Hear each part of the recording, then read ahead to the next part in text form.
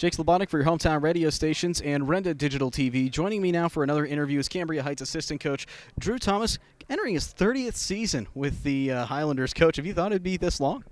No, actually, I've been trying to retire for the last 10 years. So we're back for one more. It just keeps bringing you right in. But, I mean, you guys are riding the heels of a 10-2 season, a perfect debut season in the Heritage Conference, 9-0 in conference play, 10-2 season overall. Entering a new conference, obviously things, there were a lot of questions as to how the team would respond to that, but they came out pretty well. Just your overall thoughts, and I guess if you've heard anything from Coach Lewis, his thoughts, too, on how the team played last year. No, it's the same deal every year. Every year is different. We're going to make sure that the kids don't get too high with the highs, and remind them that it is a new season, and we take one game at a time. And Northern Cambria is first on our schedule, so that's what we're concentrating on right now. Last year, first year out of the Laurel Highlands Athletic Conference. What are some of the things that you've noticed in terms of similarities that both LHAC and Heritage Conference has? Well, first and foremost, the coaching is outstanding anywhere in Western Pennsylvania. No matter where you go, the coaching is top-notch and physical. I mean, every team we've played last year was physical. And myself personally, I don't know if I expected that, but we found out by the end of the year that conference to conference, they're both physical. Talk about the roster a little bit. You guys have a few key losses. I counted 11 that have graduated. Could be more. But what are some of the key losses for the team? We'll get to additions in a little bit, some of the guys who've stepped up. But talk about the guys who have sort of moved on to their next chapter of life, how they looked in your eyes last season.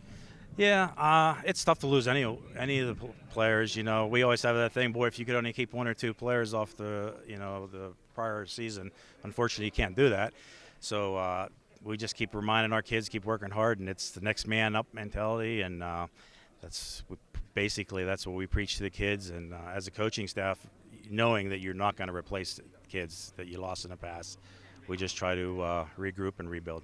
Well, let's talk about those next men up. Who are some of the guys that have stood out in the weeks of preparation before the season officially gets underway? Who are some of the guys in your eyes who have really stepped up to the challenge? Okay, well, first and foremost is the whole entire team, the commitment they've made over the summer in the weight room. I'll go in that weight room, and there's 25 to 35 kids in there every single day. They're really committed to the program.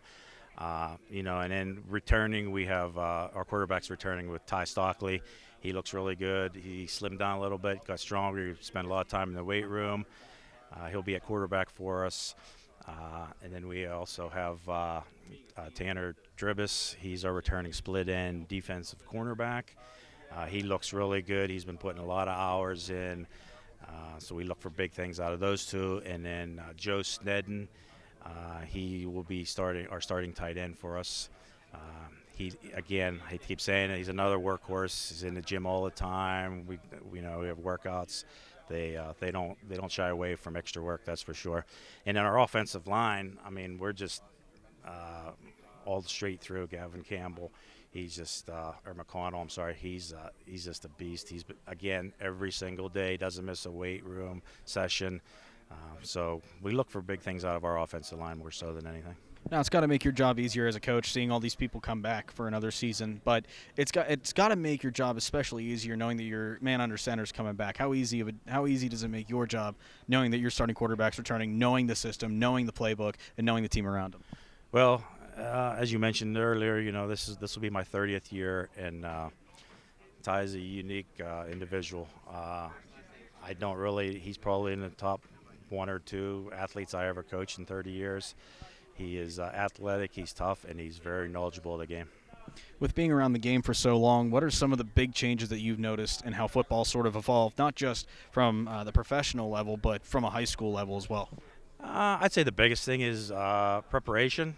When I started back in 1989, not everyone scouted like they do. We didn't have the technology we do today. If you wanted to scout back then, you had to pretty much go to the games on your off nights or send someone to watch film and then spend several hours breaking film down.